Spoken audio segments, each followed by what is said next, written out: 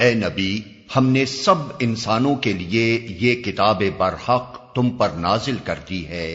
اب جو سیدھا راستہ اختیار کرے گا اپنے لیے کرے گا، اور جو بھٹکے گا اس کے بھٹکنے کا وبال اسی پر ہوگا، تم ان کے ذمہ دار نہیں ہو۔ وہ اللہ ہی ہے جو موت کے وقت روحیں قبض کرتا ہے، اور جو ابھی نہیں مرا ہے اس کی روح نیند میں قبض کر لیتا ہے، پھر جس پر وہ موت کا فیصلہ نافذ کرتا ہے اسے روک لیتا ہے، اور دوسروں کی روحیں ایک وقت مقرر کے لیے واپس بھیج دیتا ہے۔ اس میں بڑی نشانیاں ہیں ان لوگوں کے لیے جو غور و فکر کرنے والے ہیں۔ کیا اس خدا کو چھوڑ کر ان لوگوں نے دوسروں کو شفیع بنا رکھا ہے؟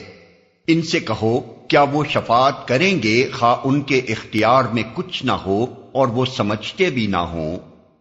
کہو، شفاعت ساری کی ساری اللہ کے اختیار میں ہے، آسمانوں اور زمین کی بادشاہی کا وہی مالک ہے، پھر اسی کی طرف تم پلٹائے جانے والے ہو۔ جب اکیلے اللہ کا ذکر کیا جاتا ہے تو آخرت پر ایمان نہ رکھنے والوں کے دل کڑنے لگتے ہیں، اور جب اس کے سوا دوسروں کا ذکر ہوتا ہے تو یکا یک وہ خوشی سے کھل اٹھتے ہیں۔